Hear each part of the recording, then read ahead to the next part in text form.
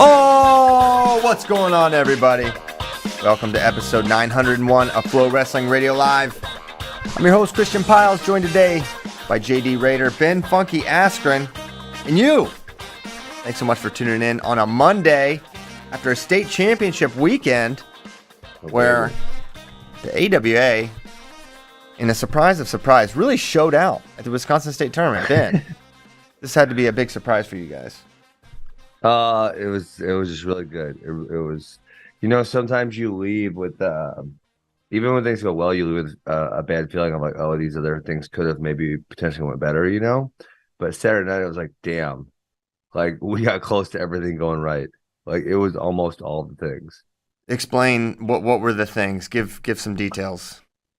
There was just like I don't want to put anyone's name out here, but there was a couple matches where we were really close that we lost, but the really high majority we won. So in the big division we won 11 of the 14 weights, every weight above 138. So it was good. What was the total numbers for you guys? We got 23 state champs. Whoa. Yeah. Wow. You predicted 18. You know what? Yeah, we did a little better than I which thought. Kids? So which five did you not believe in? I guess. Which weights did I not think we were going to win that we won? I don't know. I'd have to go back and look. And honestly, maybe when I was saying that, I wasn't kind of like looking through every single weight. But yeah, there was probably a couple. Nice. Oh, I know one off this thing. One that I thought would be really tough, and I didn't want to count it was Osteen Blanchard, Division II. 126. He had a couple other guys in his bracket that we thought were just as good as him that could potentially cause him some issues, and he beat them all. He won it. Dang. Well, that's fun. Yep. That is fun. What's next for you guys? What's the focus? Honestly, this year we're kind of turning a big focus to U.S. Open. We got a lot of 17U and 20U guys that I think can make some noise. I think Max is going to take some kids out to the Journeyman in April, but a lot of it's going to be geared towards getting ready for U.S. Open. So the best state final I've seen so far this year was Kellen Wolbert versus Bast. Oh my God. That was an insane state final. Bast gets up early, pretty significantly, and then Kellen just goes insane in the third period. I think he got 3 takedowns. 3 takedowns, yeah. In the third to force overtime, and then gets the takedown in overtime. No, there was no takedown in overtime. Oh, was it tiebreakers? So, yeah, with the tiebreakers. So, you know what? The crowd was super into it because all the other matches were over, but then Kellen kept bleeding, which that kind of hurt the momentum of the match. And it was funny because I love both these guys. Ben goes to my brother's mainly, but comes over once in a while, and Kellen mainly goes to mine. So, and me and Max are sitting next to each other. So, especially like the last takedown of the match was contentious, and then there was an overtime takedown that was kind of close that didn't get called, and then it actually went to a scramble. But yeah, these guys are really good. They kind of went back and forth because Ben beat him at the AWA duels, and then Kellen beat him twice during the season, and then Ben had a great strategy and got up early in the match, and Kellen just kept moving forward and kept attacking and tied it up, and then he won in sudden victory. So he got an escape in sudden victory 1, and he rode out tiebreakers. Yeah, yeah. You talk about game planning. Do you guys get involved with that at all, especially when it's 2 club guys? Yeah, when it's 2 club guys, not really. We try not to pick favorites too much, but a lot of it is we say, listen, if you're smart enough to ask the questions, we'll answer the questions. If you say, from a tactical perspective, if this happens, what would you do? Yeah. Right? I'm going to say, well, here's what I would do. So that's good because that makes them think for themselves about, hey, what questions you want to ask and what do I need to find out about how I want to win here. That one was, we didn't really have to, they'd already wrestled each other 3 times. So they kind of knew what to expect out of each other. Yeah. Which is weird that there would be that much scoring given that level of familiarity. Yeah. They went for it. Yeah. So great match. Check that one out if you get a chance. Also check out Cole Mirasola. Who is like? Did you see how big that one guy was in the semis? That guy was like a giant. He was huge, and Cole looks like 200 pounds maybe. Yes, I don't know what he weighs. He had to get past whatever the weight was for the day. So like the first day was 198, then 199, then 200. So he had to get over that to be eligible for heavyweight. So he does he have to work to do that? Yeah, I think he did. Whoa. So, but that guy in the semis was like, he wasn't really fat. He was preposterously big. Like he'll be like an NFL lineman or something someday. He was enormous. He was really big, and Cole just kept shooting under him and taking him down. Under him? What was he doing? Just taking him down. Sort of. He scored 19 points, I think, or 20. Yeah. 20, yeah. Very impressive. Funny. Very impressive for. Now, why didn't he go 220? Well, we moved everyone. All the national ranked guys moved, so everyone won a weight class.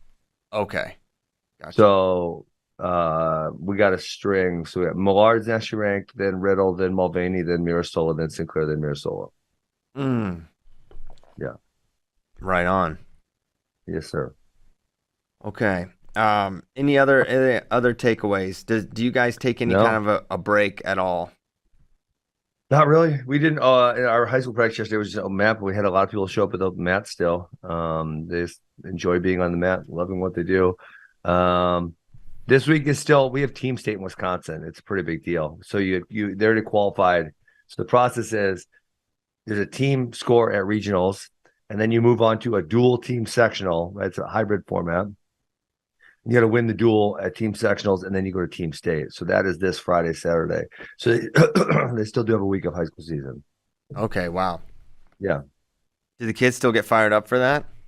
Oh yeah, yeah. It's pretty cool. I haven't been in a few years. Actually, I was reminiscing. I think the last time I went was there was the Big Tens in Madison, and the team state was the exact same weekend. So we would like walk between one and the other. Okay, that was a while back. Yeah. Guess so. Like 13 or so. Okay. Yeah, I'm probably more excited about conference weekend. Unfortunately, like I don't have a team in Wisconsin. I just like all the kids, so I don't particularly get invested who wins the team competition. But we have Big Tens and Big 12s and everything else this weekend, so that's awesome. Yeah, it's gonna be a great weekend. We actually concluded the state tournament in Texas, Ben. I'm sure you were following along closely. Very fun. So do you go to the high school states because you don't have a kid in high school yet? Are you into it? I'm talking about youth states. The high school one was 2 weeks ago. I thought you were talking about high school state. That was a week ago. Okay, got it. Yeah, this was youth states, which Andy Rovac got kicked out of day one, Ben. I don't know if you knew this, but he lives in Dallas now. Well, it was sort of crazy. The first day of states didn't end till like 11:30. And what? Yeah, is that not? That's insane, right? That's not a normal. I feel like that's insane. Yes. Okay. I feel like with modern technology and track wrestling and all the other bracketing software we have, it tells you exactly how long the matches are going to take. It literally spits out a formula that says you're going to be here till this time. Yeah. I don't know what they're doing. Well, I don't think there's any surprise that it took this long, but the way they do it, it's all about those double entries. If you ask me, this me reading teams. Well, you can double enter at state? So you can do multiple divisions. So you could enter rookie and novice or novice and open. So what they do is they do rookie and open on the first day, which are huge. And then they have novice on the second day. And so if you're rookie, you can do rookie and novice. If you're novice, you could do novice and open. And then they also do girls on Sunday. So they split it up that way so you can double enter. But the first day is so long as a result because most of the competitors go there. And then the second day ends at a reasonable hour. So they should just cut that out. Yeah. So, I mean, what I would say is like, obviously you could have a qualification process. So, weekend, but this is my rage with like, and there's some really like big tournaments who do it. Like say Super 32, they're on point. Fargo, they're on point. But there's some other ones like USA Folkstyle Nationals. I was there for 12.5 hours last year. Yeah. And it's like, how many matches you have, how many matches you're going to have. If limit the competitors or make a qualification process or something, but no one wants to be in a gym for 12.5 hours. Well, that's the thing. And this happened at another tournament in Texas, up in Dallas, where like they're like, okay, we're going to cap competitors at this number. And then they just kept letting people register because like these tournaments don't want to turn down money. But they're so short-sighted. Like I think the state tournament is short-sighted. Like, okay, so you got their money this time. But how many of those parents that don't really know wrestling had their little kid there at 11:30, they're just not going to be back. They're just not going to do the sport. Yeah. So they're going to say, we're not coming back next time. We're not doing this. So they got to figure out a better way to run youth tournaments in general to keep people out. They are. It is sort of it is one of the tougher, more unsolvable problems with wrestling. Why? How long competition days are kind of inherently for a tournament, how much sitting around there is. I mean, that's one of the P&L things that we're trying to attack because we realize how terrible it is. Wisconsin youth tournaments actually do a really good job at this. I feel like there's a bunch of people who understand track wrestling and kind of got figured out. Most of our youth tournaments are split into either 2 or 4 sessions, right? So the parents and the kid might be there for like 90 minutes or 2 hours top. That's amazing. They're out. Yeah. If they split into a half day, usually it's either 3 or 3.5 hours, and then they're out of there. Right. I mean, the one I was just saying, I think we were started at 9:30, done by 12:30. Yeah. Like, I mean, you know how many matches there are? You know how many matches there are? It's a really simple formula. Stop being greedy. Yeah. And I think that's a big part of the problem. So Andy's thing was he was just berating the tournament director and these officials that it was unsafe. And I don't know how unsafe it is. It's just what more is stupid unsafe? than anything. Well, just how late theirs are literally 7-year-old kids wrestling at like 11:30. That's incredibly stupid. I maybe would have considered just leaving. Yeah, well, he left. He was made to leave. Okay. Well, but he was back in day 2. Pretty well. He was back the next day. Yeah, it was fun. Fun conclusion for Caleb. He wrestled really well. He was Ben, I did a thing. I had his entire bracket ranked going into it. I had an idea. I did a pretty good job. You had what? I looked at all. There's 17 guys in this bracket. How could you possibly know that, Christian? I did. It's not that hard because of track wrestling. You can see who they all wrestled, and most of them had like common opponents. So it's like bing, bang, boom.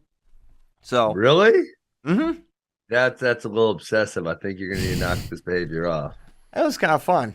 And then I was like, I was like, all right, these kids are really good. He can maybe beat some of these kids, and yeah, whatever. But it was fun. He got 6th or top 6. They only wrestled back top 4, but he was excited. What? So. They don't even give medals to top 6? It was novice, so. Okay. And it still took him that long? No. Yesterday was great. We were there. Wrestling started. He wrestles right at 9, and we were out of there by like noon or something. And he had he had 5 matches. So well, that seems good. So what did they do? They messed up the day before somehow? They had way more wrestlers on the first day because they had rookie. This is where they should have split into sessions or something. I mean, there was definitely a few more mats. They had 2 days. They should have split both days evenly instead of having one day with so many and the second day with so few. Sure. Yes. But yeah. Hopefully next year it goes better. Okay, California. I'm looking through the Egypt results. Did you realize that Cody Chittum's name is Lucas Dakota Chittum? Yes. Unless there's someone else competing here. That is Cody. I love learning the new names and the middle names. Nicholas Raymond Suriano. Yes. Chittum, man, he's a beast. I mean, making a finals here of a ranking tournament, senior level, that is very impressive. I don't really know any of these guys. Is this like I don't even want to say this guy. This Ukrainian guy's name Nikuforuk. I don't know him either. No, okay. But he lost to Ernie in the final, and Ernie smacked him after he teched him. Ernie, Ahmed Aliyev. Ahmed Aliyev, the Kyrgyzstan guy. Yeah. Big Ern. Okay. You don't know him? He's really awesome. 2-time medalist. The finalist 2 years ago. Took bronze last year. He's a sensation. If you haven't watched him, you should, Ben. I'm going to say it. Best arm spin in wrestling. Ernie? Yes. Okay. Nobody is safe. He does it to everybody.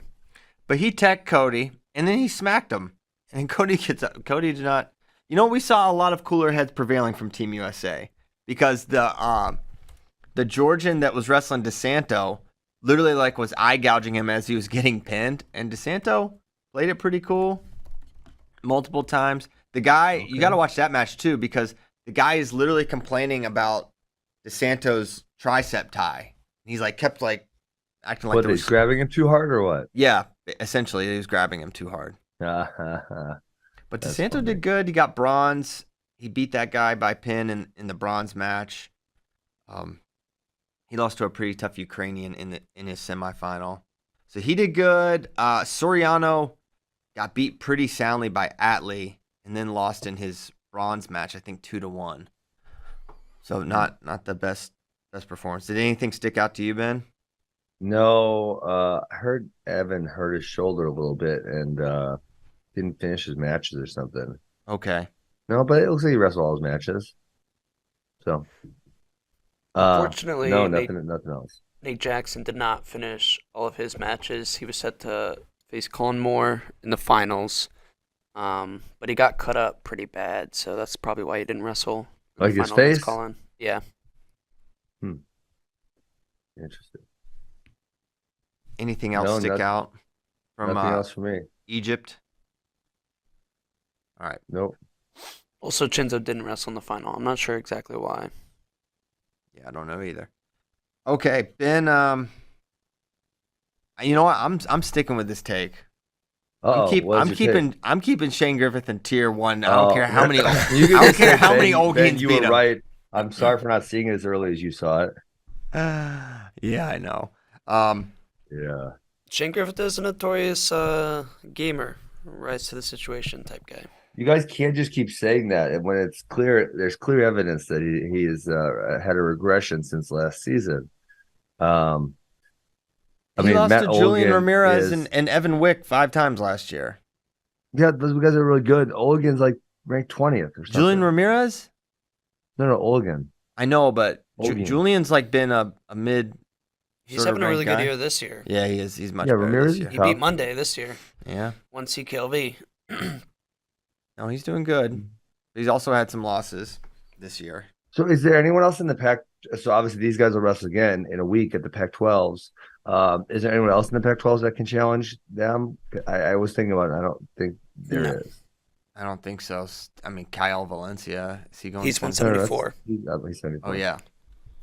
Yeah. Legend Lamer, Tyler Brennan, Tony Negron. It's so funny that Little Rock's in the Pac-12, isn't it? Yeah, what? Nothing says Pacific like Arkansas, Little Rock. Yeah, so no, I don't see anyone. But yeah, they should wrestle again in the finals. Oregon State beat Stanford 30-3. Yeah, that was pretty bad. It was. Why did they duel this late? This is like the only duel of the weekend. West Coast time. I don't know. They're just late with everything. They do everything later. Weird. Yeah, I really don't know. And like that duel, the matches didn't even count for allocations. What? They'll count for after like for NCAA seeding and stuff like that. But I mean, it was so late that it didn't even count for allocations. All right, allocations are actually out since you mentioned them. Some of the standouts, happenings were the MAC got a lot of love. 23 total. They got 5 at 149, which all those guys rank. It's 174. They got 4, which is the same as Big 12, or it was. No, it's not anymore. We don't have any of their guys ranked in the MAC, but that's the only thing that really stood out. Nothing else other than Teskey was not submitted for the coaches ranking, which we're not really sure why. He wasn't ranked, and he would have been, so I'm not sure what happened there. Yeah. Probably does not mean anything, but just know. Is there... It means he'll have to steal a spot. Specific people that we know are left off. Can we see the specific people that got the allocations to this point or no? Our friend, the Wrestling Pirate, has done all the intensive calculations. So, yes, I can send it to you. Is there anyone that you guys were really surprised by that did not get an allocation? Teskey is not, but that's because he wasn't submitted for the coaches ranking. So I don't know what it means. Wait, why was he not submitted? We don't know. That's what I've already said. Not submitted by Iowa or not submitted by who? the teams submit the name to get ranked. Yes. And he's Who not did Iowa ranked. submit? Nobody. There's no Iowa 133-pounder ranked. Well, first of all, Colton Shriver's not eligible. Yeah. With this number of matches. Why not? Okay, got it. Number of matches. Teske had not been eligible prior to this set. He is now eligible, and he was not in there. I don't know exactly whose fault that is. Teske will be wrestling at Big Tens. I don't know what exactly went wrong there, though. Yeah, kind of weird. Weird. So he will have to steal a spot, probably. Apprehend. Yes. Quote unquote. Okay. I was doing air quotes for people just listening. Meaning because likely he will place in the top, what did they get, 9 at 133? Yeah. They fixed some of the coaches' rankings. Roman's back on at number 1. Yanni at number 1, which is where they were supposed to be. Just it was coaches literally not ranking them on accident that kept them out of their rightful spots. Or purpose. We're not sure. It makes no sense for these coaches to do that. Bernie Truax went from like 33rd to 5th, which is a pretty significant leap for young Bernie. It fifth seems a little more appropriate for Bernard. It do. All right, so that's the allocations. Aiden Valencia did not make weight at California State's, or did he? Depends who you ask. They are suing CIF for $7 million. It's official. The Valencia family is suing.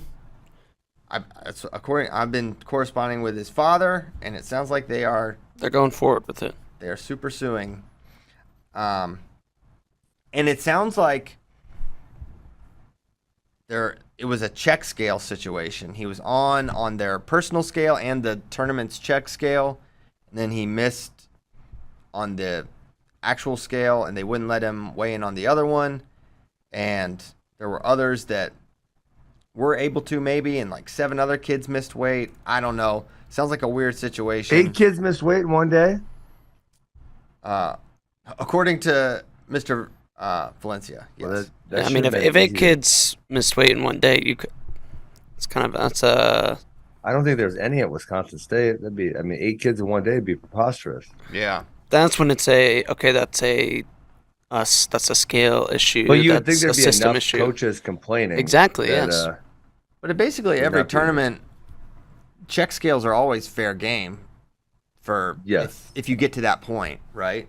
So I don't understand why that would happen, but got to be a bummer for Aiden, who was likely gonna win the title. Was he, or did he? I mean, remember because he did take that loss. I don't know. What? Yeah, he did take a loss, I guess. He did, right? I mean, because we were remarking how crazy it was that he won the Reno Tournament Champions over a bunch of college dudes, and then he lost twice, I think, at I don't know if it was Doc B or 5 counties or something like that. Yeah, maybe not then. Yeah. Anyway, weird situation there. And then some good resolution in Illinois where Val Hamilton and Sidney Perry were both able to wrestle. Perry beat Hamilton in the final 7-4. So there's a little concern they wouldn't be allowed to. I think there was like an emergency meeting hearing, and they got in, which is fantastic. All right, moving on through. Going to talk about some of the best non-Big Ten weights, Big 12 weights.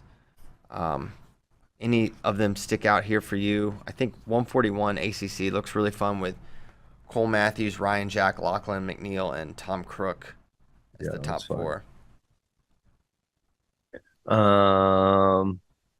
ACC 57. Obviously, ACC 157 is good. Both those weights are fun, but they have a clear favorite to win. Yeah. That would be a notable upset if either Matthews or O'Connor lost, in my opinion. 197 ACC, on the other hand, maybe Nino separated himself. Oh, he's separated from the pack too. Oh, yeah. But Isaac Trumbull, GOAT, Andy Smith, looming. Double GOAT. A lot of goats at this weight. What else? This may be a shorter show if you're not sensing that. Yeah. Yeah, I'm just excited for the Big Tens and Big 12s. Call me a conference elitist, but that's where the high majority of the good matches are going to be. We should get those pre-seeds today for both conferences, I believe. Yeah, Nomad put out like some schedule. Based on past years. Yeah, hold on, I'll just pull that up real quick. Who's doing your guys' watch party this year? For conferences, it will be Tyler and Kozak. Yeah. Nice. Yep, should be a good crew. So he said, where are you going? Where are you going, JD? I will be at EIWAs in Philadelphia. This is Philly Wrestling. Right. So Nomad says Big 10 and Big 12 today, EIWA and MAC Tuesday, Pac-12 SoCon Wednesday, ACC Thursday. That's his prediction. So can't wait for those. Always fun. Anything else on your mind, Ben, before we get to some questions? We're screaming through this. We're screaming through this show. Ben is not talking much. Yeah, you must. At this point. You must have a date, Christian. I'm sorry. No, I mean, there's special Taco Monday. Actually, is what they got going on in Austin. There's nothing special, but I will never drag out a show. Most of them just last an hour and a half, but I will never. Never drag one out. No, there's not. No, nothing. I did see. I've tried to combat my ADHD-ness, but you know what I saw? We were talking about the Rank Series tournament. I was looking through the results, and then this is why you're not talking. Whatever you're about to say is why you're not talking. No. Do you know who's wrestling for Italy now? Who? Italy stole Ben Honus Green Ellis from us. He's been wrestling for Italy. What? That's news to me. He's been wrestling them for like a couple of years. News to me too. Those dirtbags. What the heck? They got Ben Honus. I love that you call him Ben Honus Green Ellis. That is so funny because you don't even know that reference. I have no idea what you guys are talking about, but I remember that you guys called him. There was a Patriot running back named Ben Jarvis Green Ellis. And for some reason, I just started calling him Ben Honus Green Ellis. And now you call him that too, which is funny because you haven't watched a football game since Brett Favre era. Oh, Brett Favre was a good football player. Not a very good human being, but a good football player. Apparently not. Basically, retirement has not been good to me. Sorry, Kyle Brackey, but your man's is out of control on a stole a bunch of money or embezzled a bunch of stuff. He's actually suing a bunch of people for defamation for saying that. So we better be careful. All right, Brett Favre, I did not say that you were embezzling. I read somewhere that you were embezzling. I know it is documented that he literally stole money from welfare from the state of Mississippi for his daughter's volleyball team. And anything we said about Brett was during the parody portion of our show, which we have a parody section, and this was it, and we just had it, and it's just something we do sometimes. Yeah, that's crazy. Yeah, and I also take exception to Ben. You know, I think because you retweeted my FRL question one, we got spammed with so many Bitcoin things. Rocket ship ready to boost your earnings in the crypto world. Check out this video. Blah, blah, I don't know why they can't figure out the spam bot problem on Twitter. It's super annoying. Yeah. There's so many, and they're all different. It's not the same ones. Some of them are the same, but it's all these. It's just a name and a picture and just someone saying the same stuff. Yeah, it's so annoying. Not good. Someone. Man, Cali. I'm also looking through Cali results, and I know you guys had this on Flow. There were some damn good matches. Like that 145 bracket was really good, and 138 was ridiculous because I know Lemus is nationally ranked. He beat Mantanona, nationally ranked. I don't know that the third place guy from Poway is nationally ranked, but then Grigor is, who took fourth, and then I know Moses Mirabel at fifth from Gilroy is really good too. You know a lot about California. I mean, just like it feels like these guys specifically. I don't actually watch California stuff, but they've been at the national tournament, so I recognize the names and I've seen them do well. And yeah, gotcha. So, question from James Martinez: will Bitcoin Ben wear a Hawkeye shirt if Spencer pins his way through the NCAA tournament? I already have my Spencer Lee shirt on. Didn't you guys see it a couple weeks ago? This is a Hawkeye shirt. It has to be Spencer agnostic. I mean, Spencer Lee's a Hawkeye, so if I'm wearing a Spencer Lee shirt, it's a Hawkeye shirt, right? No. It's got to say. It has to say for. I'm speaking for James. It would have to have an Iowa Hawkeye on it, and say like Iowa Wrestling. Are you willing? Yeah, I will, but do I win anything? Because I want to win something too. What's the other side of this bet? If he doesn't pin, yeah, then I win something. What do I win? Know.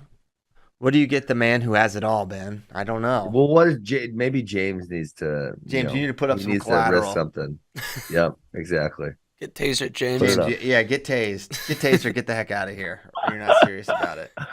I think at this point, earlier in the year, I would have been very nervous, given how the last few matches have looked and the fact that he would have to do it 5 times in a row. I think I feel pretty confident that he's not going to do it because it is obviously. I tried to do it. No one could do it. I think Dan Gable might have done it, but nobody since. What, pinned their way through? Yeah.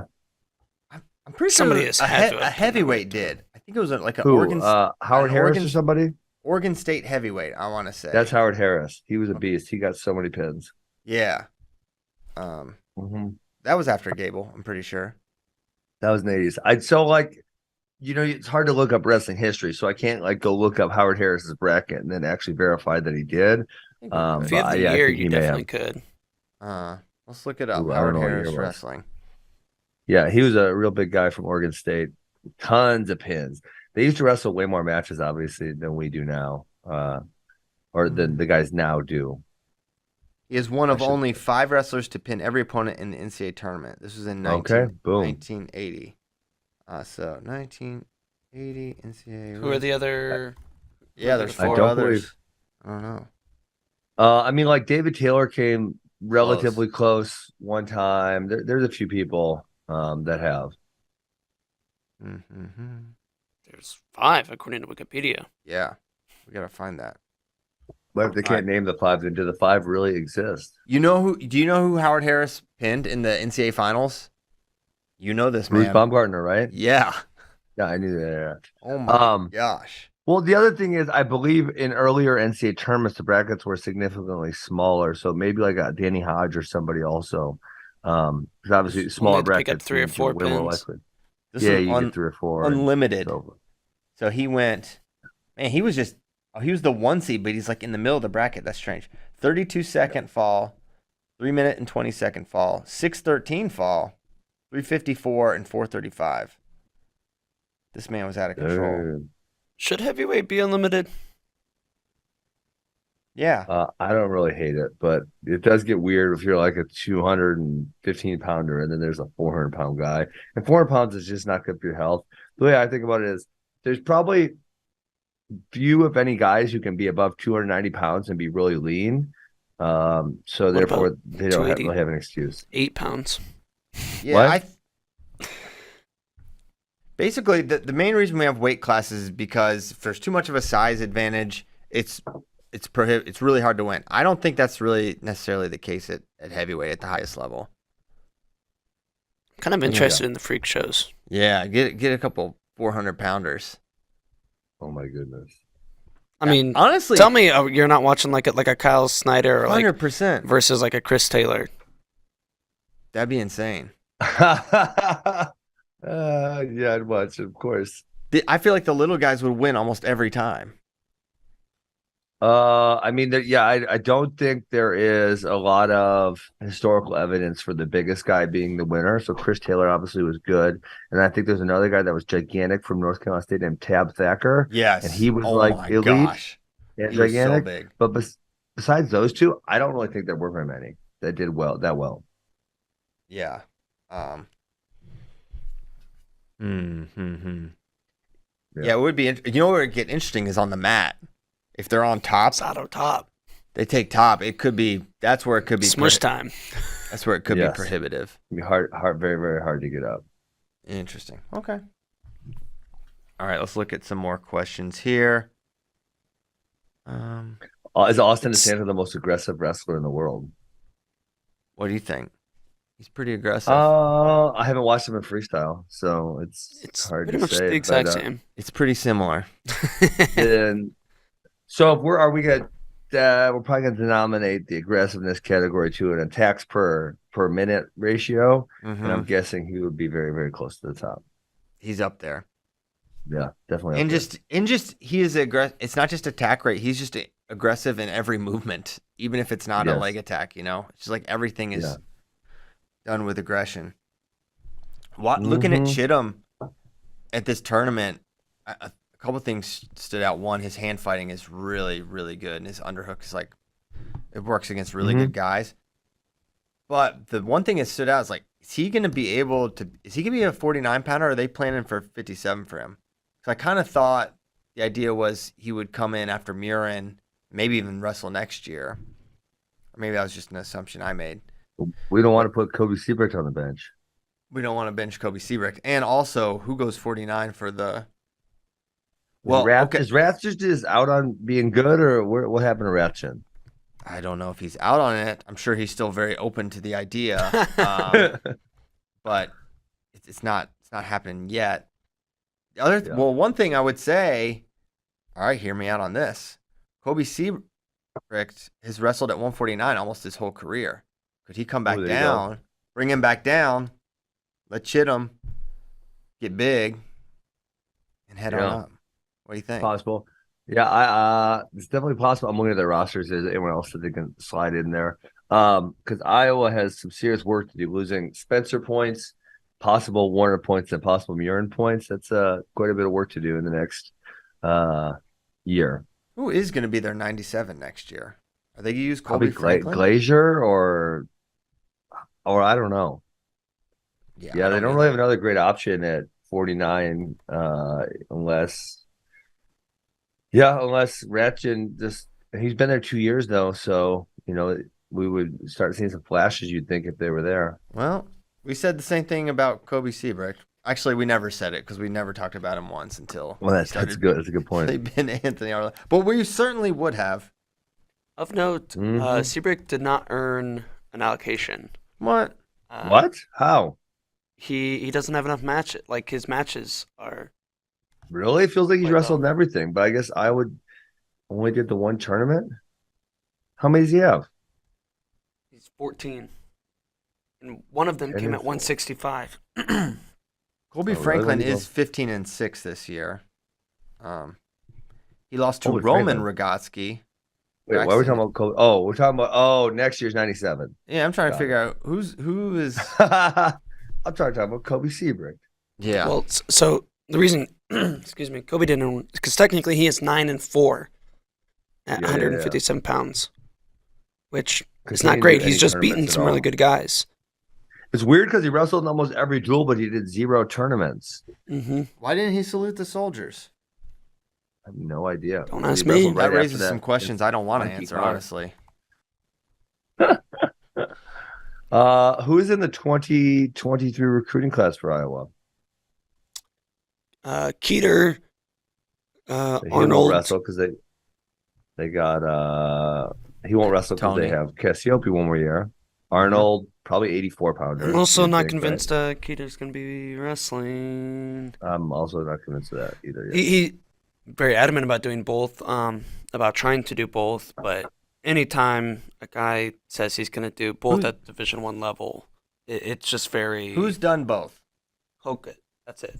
That's literally the only person I can think But of. because he did it well, it shows it's possible. But he's a tight end. I don't know.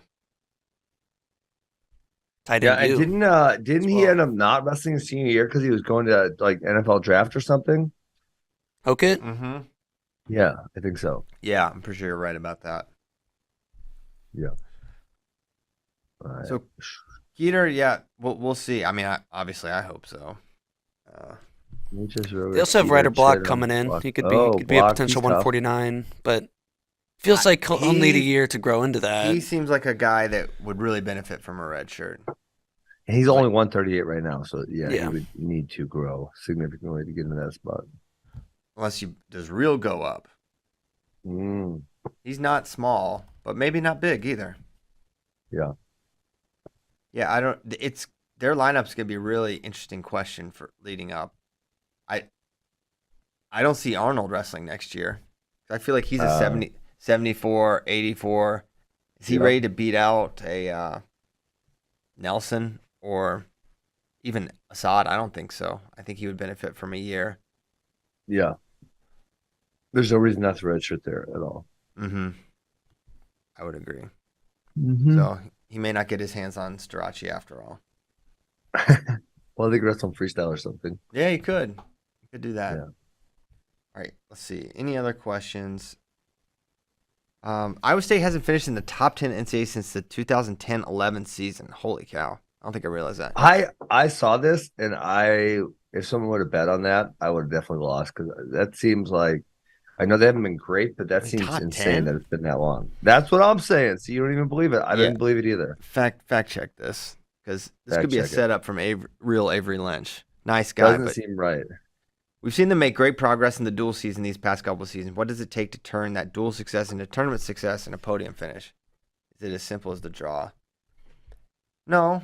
I don't think it's the draw. It's just you have to have a lot of guys that can place high. It's sort of a dumb sentence to say, but having guys that are really good that are in the 15 to 20 range will help you win a lot of duels, but it won't do anything in NCAAs.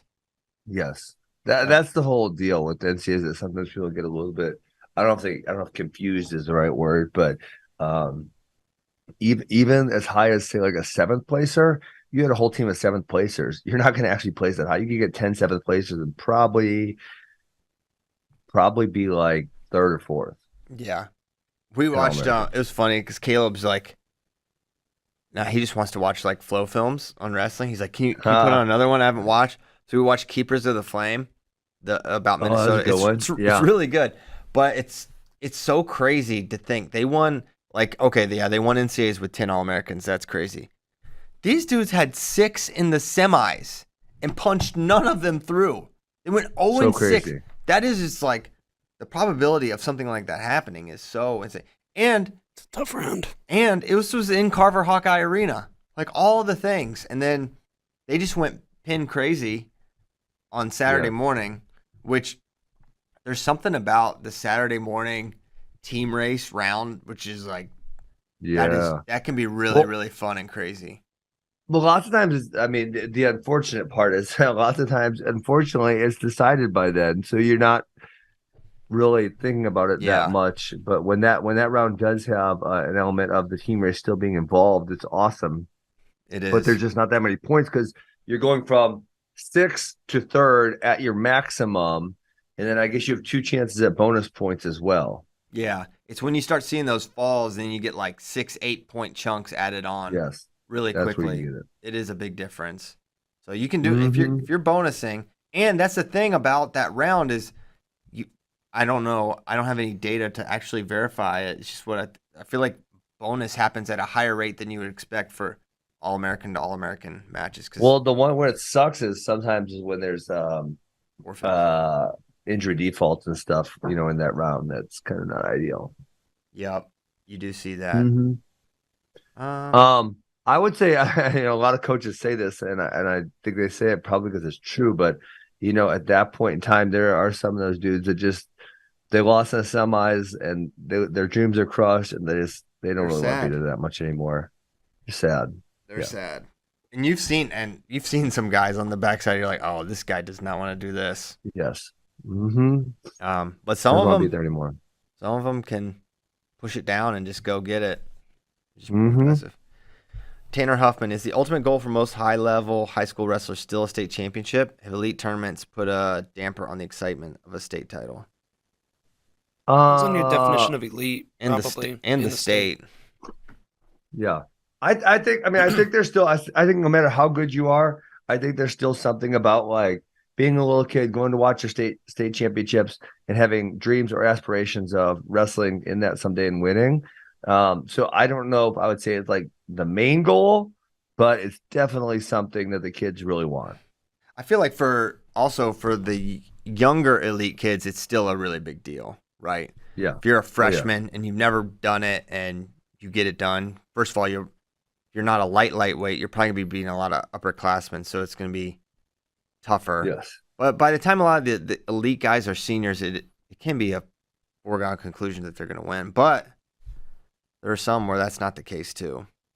Like it seemed like a big deal for Kellen to be a state champion. Yeah. Oh yeah. Absolutely. And I mean, our biggest one was Old junkyard dog Noah Mulvaney, and he's been as high as 5th nationally or 6th, something like that. And he plays at Fargo. Done a lot of things nationally. I think he's undefeated at junior duels, but he took 2nd as a freshman. Then he lost to Connor Mirasola as sophomore and took 3rd. Then he lost to Aiden Sinclair and took 2nd. And so, like, for him finally getting the title was huge. Yeah, that's awesome. I remember being in high school, and it was a debate. Would you rather win a Fargo title or a state title? And that shouldn't be a debate. I know, but that's how much it means. Dude, in Iowa? Sure. I don't know. It'd be a lot cooler feeling. It's a lot harder to win Fargo, but winning a state title in that atmosphere, in that state, like, that's... Yeah.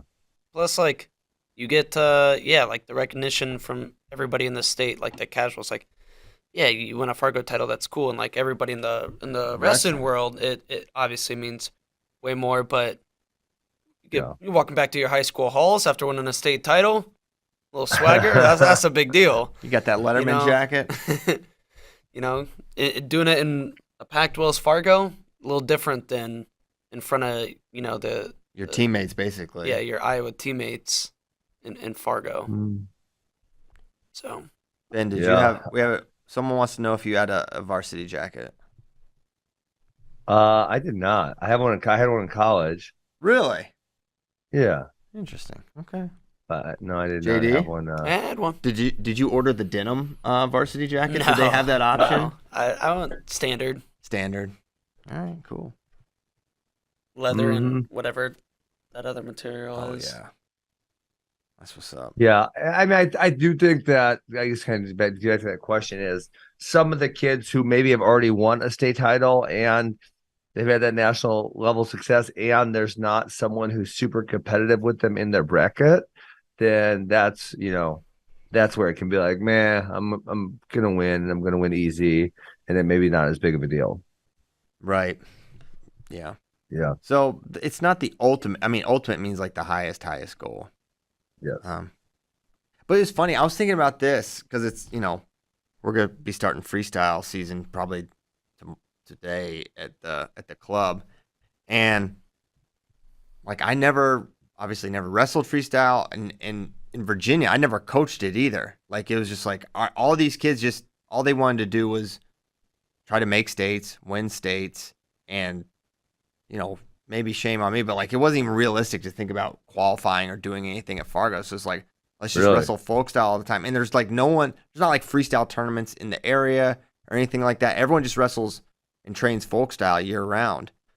Huh. So I think but that's small school Virginia. It's really different. Yes.